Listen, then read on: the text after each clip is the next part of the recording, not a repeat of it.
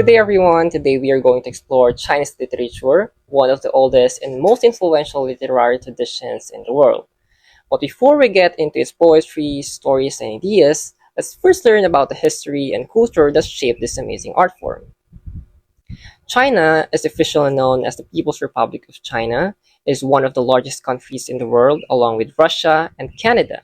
It is also the most populated, home to billions of people with 23 provinces, 5 autonomous regions, and its capital in Beijing.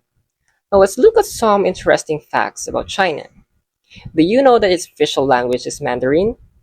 Its currency is the yuan, and its main religions include Buddhism and Taoism. These are important elements of its culture, and they are often reflected in its literature. But the origins of the Chinese people are still debated. Some say they might have come from Babylonia or Israel. And early Chinese societies were known for being strong and resourceful, for inventing important things like paper and gunpowder, which later played a big role in the development of their written culture. Speaking of writing, China's written language began around 6th century BCE, and according to legend, it was inspired by bird claw marks on sand. This led to the creation of written characters by Zhang who is credited as the inventor of the Chinese writing system. This new way of writing replaced older methods like notching sticks and knotting chords, setting the stage for the development of Chinese literature. China's history and culture have always been closely tied to its literature. It is not just about telling stories, it's a record of how its people lived, thought, and saw the world. From preserving philosophy to inspiring creativity, Chinese literature reflects a civilization's journey through time. Now, let's dive deeper into Chinese literature and explore the poetry, drama, and unforgettable stories. Chinese literature, like that of any other ancient civilization, began with an oral tradition, where myths and legends were passed down to explain the mysteries of the world. These myths sought to answer fundamental questions about the cosmos, natural phenomena, and the origins of life. The most well-known early myth is the Pangu myth, which describes the creation of the world from chaos, as well as the Nuwa myth, which explains the creation of humans and the restoration of order. These narratives were central to early Chinese thought, providing explanations for the unknown and laying the groundwork for the philosophical and literary ideas that would emerge later. Literature in ancient China held a prestigious role, often seen as a gateway to power and status. Being a scholar or writer was not just an intellectual pursuit, but a path to official positions in the government. The civil service examinations, which tested knowledge of Confucian texts and literary composition, were designed to identify the most talented. Now, let us proceed to the key characteristics of Chinese literature. First is antiquity. So, Chinese literature mirrors how old Chinese civilization is, for their early writings are 4,000 years old. So, Chinese literature is deeply intertwined with the ancient roots of Chinese civilization, which dates back over 4,000 years. So, the earliest known Chinese writings, such as inscriptions on oracle bones and bronze vessels, date back to the Shang Dynasty, or 1600s to 1046 before Common Era. So this long history of written expression reflects the profound development of Chinese thought, culture, and society. So the oldest surviving works, such as the works of Changes, also known as Yi King, and Book of Ceremonies, also known as Lei King, are the key examples of ancient Chinese literature, providing insight into the worldview, social structures, and values of early Chinese civilization. And this antiquity gives Chinese literature a rich and expansive legacy that spans millennia. Next is amounts. So they have thousands of literary works about different topics like history, philosophy, lyrics, tales, dramas, and letters. So Chinese literature is vast, covering a wide array of genres and topics. And over the course of more than 4 millennia, countless works have been produced in diverse literary forms, including historical writings, philosophical treatises, poetry, folklore, drama, and prose. Notable works include philosophical classics like Confucius, Analects, poetic anthologies such as the Tang poems, and historical records like the records of the Grand Historian by Sima Quan, And this immense body of literature explores not only artistic and literary expression but also societal concerns, offering a treasure trove of knowledge about various aspects of Chinese literature, from governance and ethics to personal emotions and metaphysical questions. And then anonymity. For the Chinese, it is the work that matters, not the name. A distinctive feature of Chinese literature is its emphasis on the work itself rather than the individual author. And in ancient China, authorship was often not as important as the content or the message being conveyed. So many works were published anonymously, and it was not uncommon for writers to hide behind the text, focusing on the ideas and teachings instead of seeking personal recognition. So this focus on the work rather than the individual reflects a cultural preference for humility and reverence for collective wisdom over individual glory.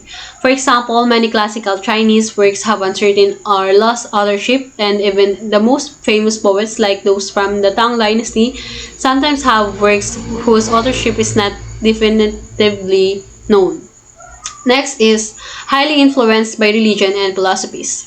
So the literary works reflect the teachings of Confucianism, Taoism, and Buddhism, which created literature that reflects the superiority of the Supreme Being. So Chinese literature has been profoundly shaped by the major religious and philosophical traditions of the region, particularly Confucianism, Taoism, and Buddhism. Each of these schools of thought has contributed to shaping literary expression, where Confucianism emphasized moral conduct, social harmony, and respect for authority, which is reflected in much of Chinese literature, especially in historical texts and works that focus on ethics and governance. Next is Taoism, and with its focus on harmony with nature and the importance of inner peace and simplicity, has inspired countless poems, stories, and philosophical texts that explore the human relationship with the cosmos and the natural world. And then next is the Buddhism, which was introduced to China from India.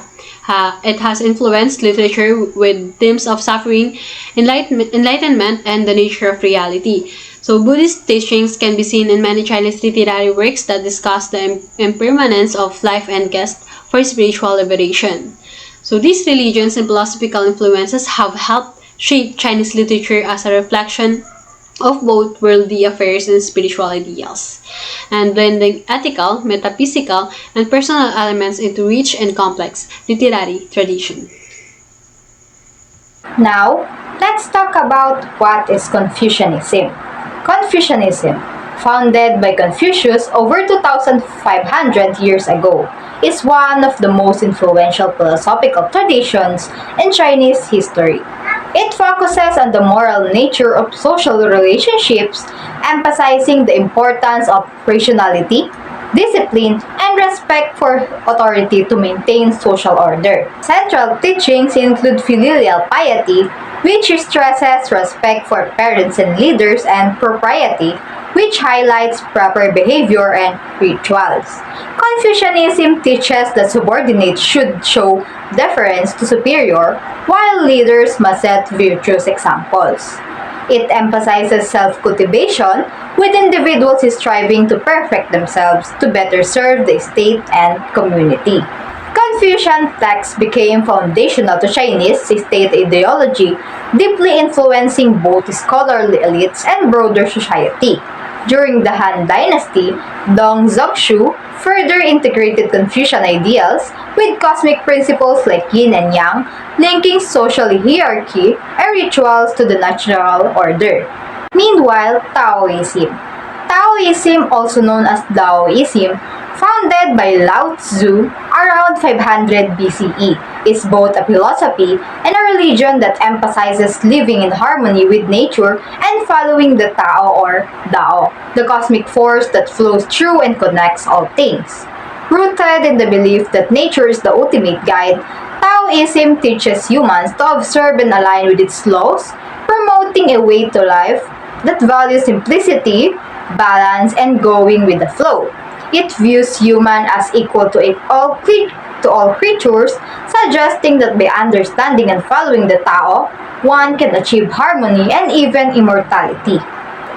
Originating in rural Chinese traditions, Taoism evolved into an official religion during the Tang Dynasty and incorporated practices like ancestor and spirit worship, which many Taoists continue to observe. It emphasizes cosmic balance, encouraging individuals to live naturally and in tune with the world around them. So let's talk about Buddhism.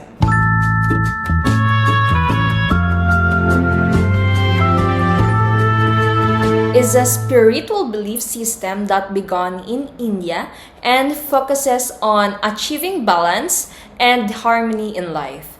It emphasizes that life often comes with suffering, but there is a way to overcome it.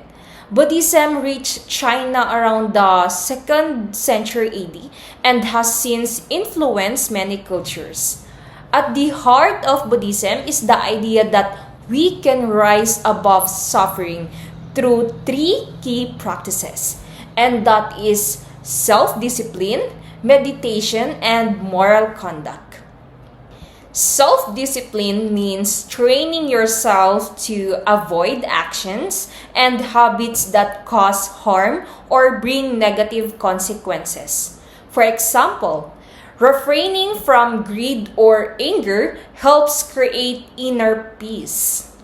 Meditation involves calming the mind and focuses on the present moment. Think of it like training your thoughts. When you're feeling overwhelmed, sitting quietly and meditating can help you find clarity and calmness. Moral conduct is about living ethically and treating others with kindness and fairness. A simple example is practicing honesty and not lying, even in difficult situations. Together, these practices guide Buddhists to a state of enlightenment, which is freedom from the cycle of suffering. Imagine you're upset because you did not get something you wanted.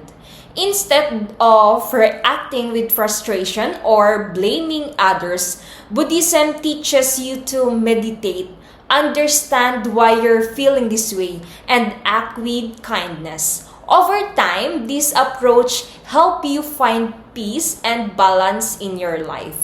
In short, Buddhism provides tools to face life's challenges with inner strength and kindness, helping individuals lead a harmonious and balanced life. Buddhism also introduced key ideas like nirvana, reincarnation, and karma. In nirvana is the ultimate goal in Buddhism. It's a state of enlightenment where a person is free from suffering, desire, and the cycle of rebirth. Think of it like reaching a peaceful state where nothing disturbs you anymore. For example, a monk who has mastered detachment from material possessions and desire may reach nirvana. Reincarnation. Buddhists believe in reincarnation, which means after death, a person's soul is reborn into a new life. The kind of life they are reborn into depends on their actions in their previous life. For instance, if someone lives kindly and selflessly, they might be reborn into a better existence. Karma. Karma is the idea that every action has consequences. Good action brings positive outcomes, while bad action leads to negative effect. For example, if you are generous and kind to others, you are likely to experience good things in return. On the other hand, harmful action can lead to suffering later, and that is karma. In short, Buddhism teaches that by following these principles, self-discipline, meditation, moral conduct, and understanding concepts like karma and nirvana, we can break free from suffering and find peace within ourselves. These practices are tools to create a balanced and meaningful life.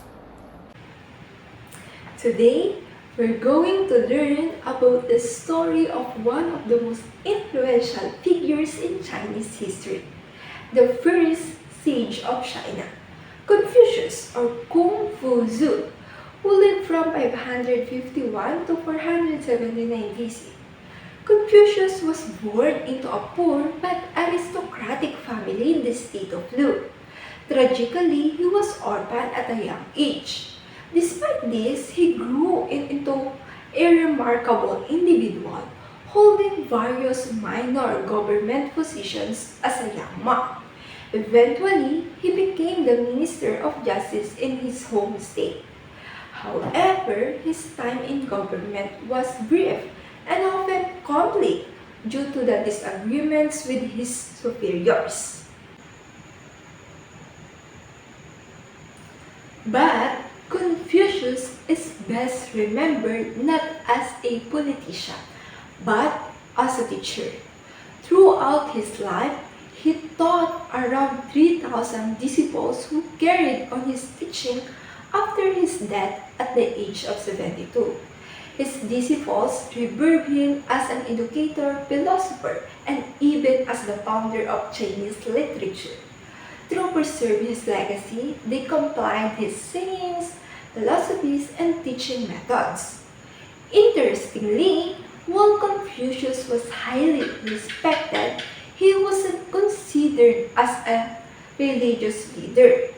He focused on ethics and the discipline required to become what he called the superior man. His approach to life was deeply practical. When asked about serving spirit or what happens after death, he would famously reply, "You have not yet learned how to serve man. Well, how can I teach you to serve the spirits? Or, you do not yet know how much about life. How can I teach you about that?" This shows that his teaching centered on a living virtuous life and bettering society rather than delving into spiritual matters. But, over time, Confucius' fame faded among the general population. But his disciples kept his memory alive. His teaching continued to shape values and ethics around the world today.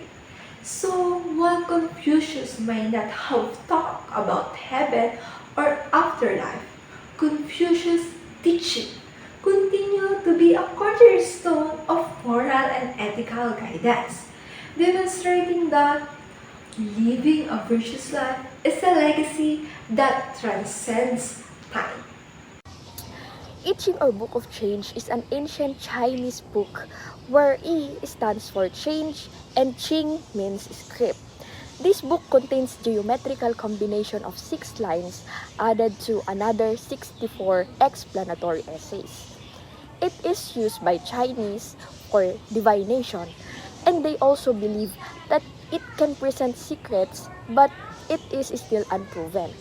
However, the I Ching is not about predicting the future, but rather it is about understanding the underlying dynamics of change, making informed decisions, and how to live responsibly in a world that's constantly changing.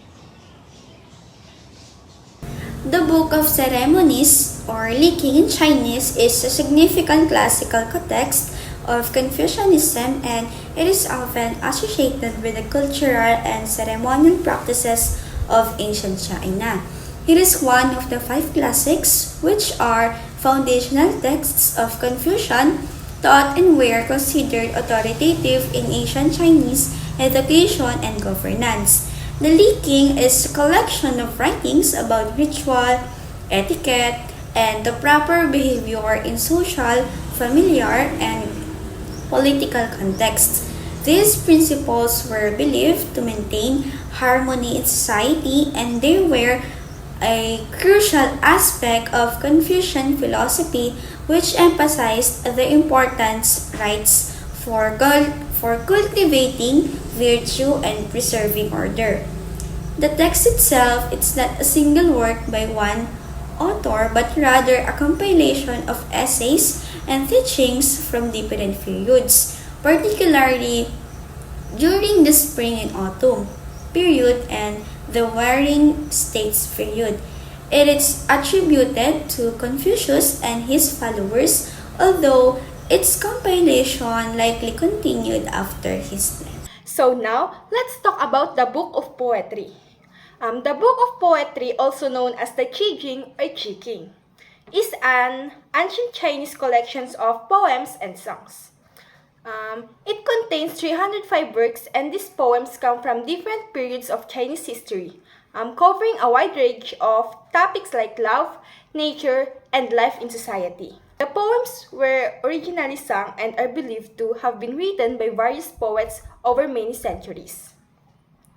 The Qijing is one of the 5 classics of Chinese literature, which means it is very important in Chinese culture. It offers a glimpse into the lives, thoughts, and emotions of people in ancient China, making it a valuable historical and cultural text. The poems are also rich in meaning, often using a simple but powerful language to express deep feelings or social messages.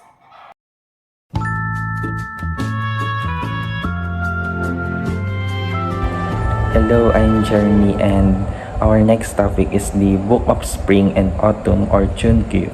Chunkyu, or direct translation in the English language as the Book of Spring and Autumn, is the first Chinese chronological history. It is the court chronicle of the Zhou dynasty state of Lu, and it covers from 722 BC up to the 484 BC. It was known that it was written by Confucius, but modern scholars argue and believe that the text was actually written by various chroniclers from the state of Lu. The primary purpose of this is for historical record. It is a traditional history of vassal state of Lu as revised by Confucius and one of the 5 classics of Confucianism. The name Chunkyu or Chunkyu is an abbreviation of spring, winter, autumn, and summer. The seasons such as the spring, summer, autumn, and winter are included in the direct translation of the book's title, which mean that it was a whole year. It covers events that were recorded from a certain whole year, which explains why the 4 seasons were included. Another one is the content of the book. The book content was made out of brief records of events that were arranged by the reigns of the various dukes of Lu. It also contains events that are reported in Lu but happened in other states or outside of the said place. However, like any other book of events, the Book of Spring and Autumn has also irregularities, such as being not informative enough and inconsistent in its choice of events to note. The book's primary content revolved around the accessions, marriages, deaths, funerals, battles, rituals, and celestial phenomena, as well as natural disasters that happened each year. The structure of the book, the events that were listed in the book, however, do not have any elaboration or other details, since every event that was listed in the book had averaging only of 10 characters per entry.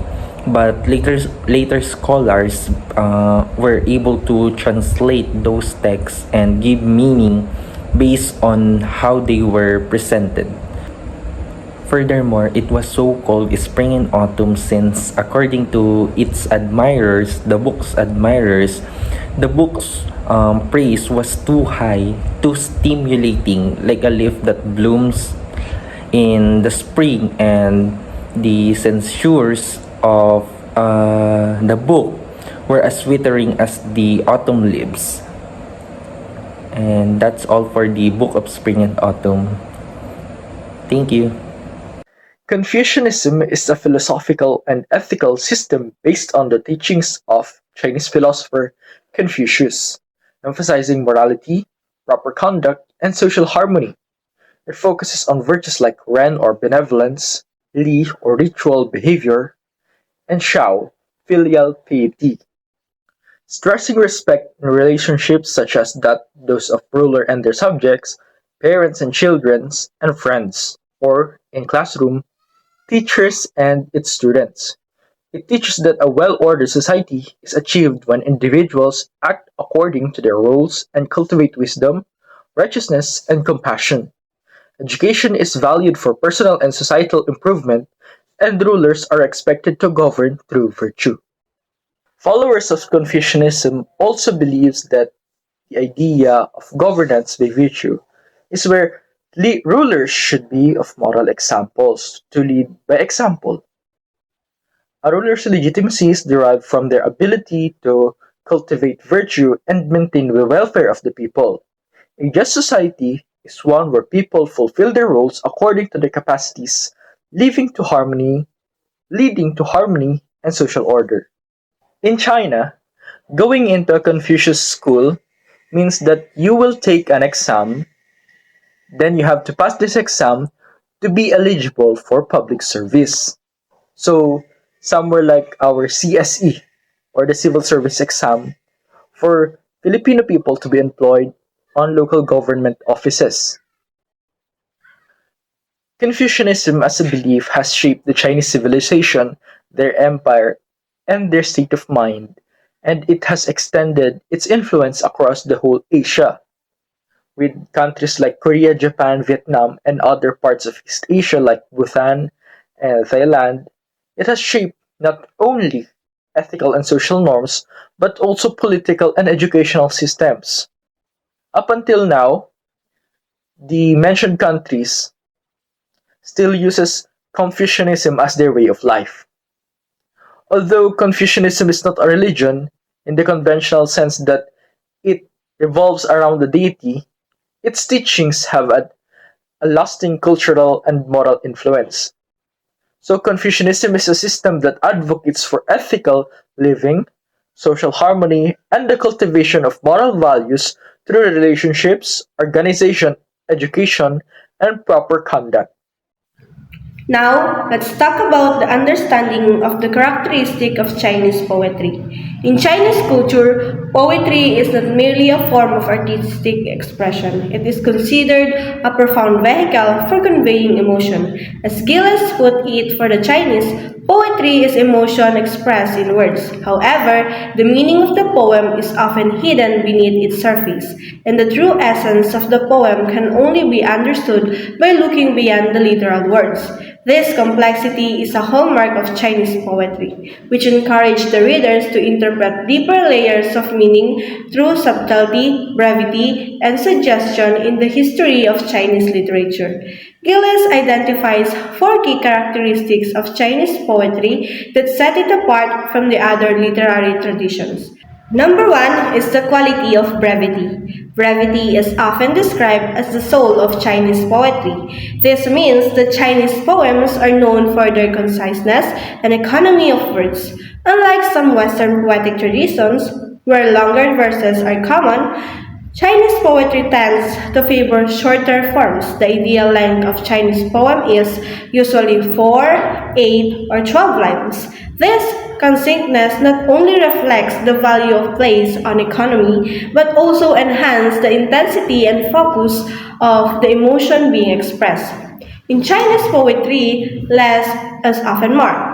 Every word carries weight, and the brevity of the poem allows readers to concentrate on the underlying emotion or ideas in a concentrated form. Number two is the quality of subtlety. Chinese poetry is not direct in the way of conveying or conveys meaning. It is subtle with much the meaning of being implied rather than stated outright. The poet does not spoon feed. The reader is explicit description of clear explanation. Instead, the poem invites the readers to dig deeper, to explore beyond the literal, and to draw upon their own imagination and understanding to interpret the meaning. This subtlety is an essential aspect of Chinese poetry, allowing it to resonate on multiple levels. It also encouraged to engage actively with the poem, considering the symbolic meanings and the emotional undertones embedded within the lines. Number three is the quality of suggestiveness. Another key characteristic of Chinese poetry is its suggestiveness. Chinese poets often aim to evoke rather than describe, to hint at ideas rather than state them directly. As Gillis notes, suggestion is the very essence of Chinese poetry. Through evocative language and carefully chosen imagery, Chinese poets leave room for the readers known for imagination to fill in the gap. This emphasis on suggestions rather than explicitness allows Chinese poetry to remain timeless as its meaning can shift depending on the reader's perspective, emotional state, or cultural background. The poem therefore becomes a dynamic experience one that continually invites new interpretations. Number four is a threefold appeal. Chinese poetry appeals to three aspects of human experience: emotion, imagination, and intellect. The emotion appeal is evident in the way that Chinese poetry expresses feelings of longing, joy, sorrow, and tranquility. The use of vivid, evocative imagery engages the imagination, allowing readers to form mental pictures and emotional connections. At the same time, the intellectual appeal of Chinese poetry lies in its depth. The layers of meaning that challenge the reader to think critically that reflects on the themes being explored. Thus, Chinese poetry is a multifaceted experience. It moves the heart, stimulates the mind, and inspires the imagination. In conclusion, Chinese poetry is a unique and intricate art form that transcends the surface level of words. Its brevity, subtlety, suggestiveness, and emotional depth offers readers a rich and engaging experience that invites deeper understanding and personal interpretation. As we explore Chinese poems, we are reminded that poetry for the Chinese is more than just words. It is a reflection of the emotions and thoughts that shape the human experience. Now, let's talk about the Chinese poets. First, we have Wang Wei, a Chinese painter and poet. A figure of legendary stature, is considered the founder of the pure landscape style of painting and was one of the masters of lyric verse in Tang Dynasty. Wang's poems, which are preserved, are admired for their sensitivity to nature. His work as an artist is known only in few and inadequate drawings taken from stone engraving of his famous Wang Chuan hand scroll in paraphrase of his paintings by later artists, such as the landscape in the Academy of Arts, Honolulu, Hawaii. Most information about significance as a painter comes from literary sources. He is believed to have been the first painter to treat landscape as an evocation of nature rather than a vehicle for colorful, artificial decoration, which was the accepted manner of this day. He regarded landscape painting as an imitation communion with nature and is credited with the statement, "When you paint a landscape, it is more important to use your several far-reaching technical innovations, notably the monochromatic ink style, which depend for its effect solely on stringent and expressive use of black or gray ink washes and multiple small brush strokes. A scholar poet who withdrew from society to paint, he was considered by later Chinese art historians to be the founder of the Southern School of Chinese art and become the model for the later literary Wendian artist or unworldly poet painter. Next, we have Li Po, a Chinese poet, one of the greatest figures of Chinese literature. Li Po, or also known as Li Taipo or Li Taipe, was born into the minor nobility in what is now called Sichuan or Sichuan province. After an apprenticeship with a Taoist hermit and time of wandering, he lived briefly as a poet at the Tang court in Chang'an, but left as the result of intrigue. Then he returned to a life of Taoist study and carefully reflective wandering, writing poems, and enjoying nature and the pleasures of wine supplied free by the emperor's order. According to legend, Lipo was drowned while drunkenly leaning from a boat to embrace the moon's reflection on the water. Most of Lipo's vast output is lost, but about 2,000 poems collected in 1080 are remarkable for their musical quality, rich and exact imagery, and the beauty of language. Their themes are the sorrows of those separated by the demands of duty, the relief found in wine, and a Taoist appreciation for the awesome tranquility of mountains and rivers and a sense of mysteries of life. Now, while Mao Zedong was being best known as the founding father of the People's Republic of China and a revolutionary leader, he was also a prolific writer whose works reveal his political ideology, cultural vision, and literary aspirations. His writings spanning political essays, poetry, and theoretical works played a crucial role in shaping both the communist movement in China and the broader cultural landscape. Mao as a poet. Now, Mao was deeply influenced by classical Chinese literature and poetry. His poetic style adhered to traditional forms like shi and shi, demonstrating his command of the classical canon. Despite his political image, Mao's poems are often lyrical and filled with vivid imagery, reflecting his revolutionary ideals, love for nature, and philosophical musings. The themes of his works ranges from patriotism, the beauty of Chinese landscapes, revolutionary struggle, and the resilience of the human spirit. His notable works are Changsha from 1925 reflects youthful ambition and revolutionary fervor, and Snow from 1936 a contemplation of China's history and potential for greatness. Mao's writings are controversial. Supporters view his works as profound contributions to revolutionary literature and thought, while critics highlight the propagandistic tone of his later works, particularly during the Cultural Revolution. Nonetheless, his poetry remains admired for its artistic merit, and his theoretical essays continue to be studied for their historical significance. Mao's duality as both a literary figure and revolutionary underscores the complex relationship between art and ideology in the 20th century in China. Moving on, the poem Yellow Crane Tower by Mao Zedong portrays a scene of vastness and history through imagery of rivers and mountains. It compares to his other works in its use of simple language to convey complex emotions and its reflection on the passage of time and the impermanence of all things. The poem evokes a sense of the grandeur of nature and the insignificance of human life in comparison.